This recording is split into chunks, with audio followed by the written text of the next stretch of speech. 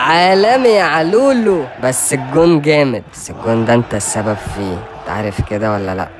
بس مش مشكلة، انت اللي حطيته فمش مشكلة فعلا، وانا ناوي احط كتير بعد كده.